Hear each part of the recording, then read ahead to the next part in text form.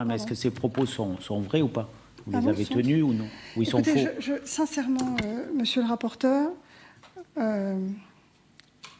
j'avais passé une journée épouvantable.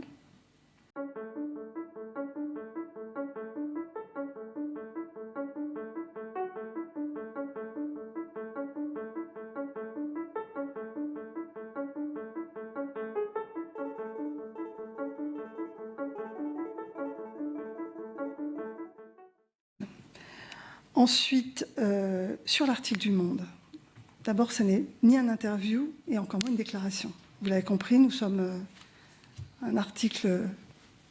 Un journaliste m'appelle à un moment où j'ai bataillé contre la fusion des listes.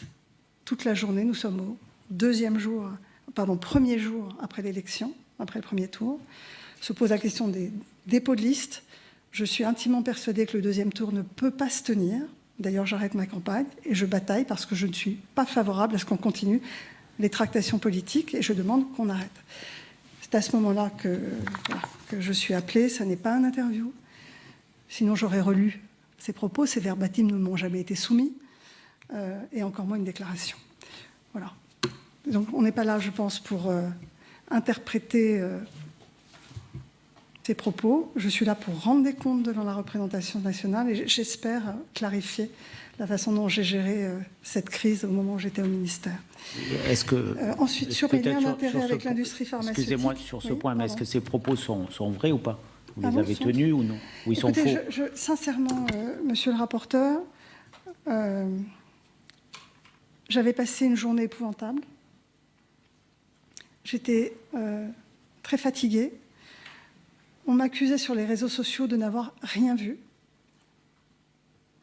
Et c'est tout le contraire. Je me suis battue pendant un mois alors que je défendais la loi de bioéthique au Sénat cette semaine-là, que j'avais la loi sur les retraites, que j'avais la grève des hôpitaux, les collectifs interurgents. Tout ça, c'est avec la réforme des retraites, la loi de bioéthique au Sénat jour et nuit et la grève des hôpitaux. Tout ça s'est fait sans que personne ne voie rien. Quand j'étais au banc au Sénat, j'étais en relation avec le Premier ministre ou avec le directeur général de la Santé pour gérer la crise. Donc, ce que j'ai dit au Monde ce jour-là, c'était arrêtez de dire que j'ai rien vu, j'ai tout vu. J'ai tout vu, j'ai préparé. Cet article laisse penser que je n'ai pas préparé. C'est pour ça que je voulais m'expliquer devant la représentation nationale. Parce que j'ai pressenti, j'ai senti un danger, bien avant les autres.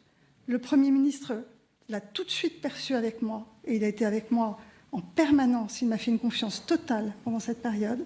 J'ai travaillé main dans la main avec le gouvernement, avec le MAE, avec le Premier ministre, avec le directeur général de la Santé pour gérer au mieux, préparer au mieux. Ce retour d'expérience permettra de voir ce qu'on peut faire mieux. Mais je répondais à ces réseaux sociaux, à un article du Parisien qui se moquait de moi en disant que je n'avais rien vu.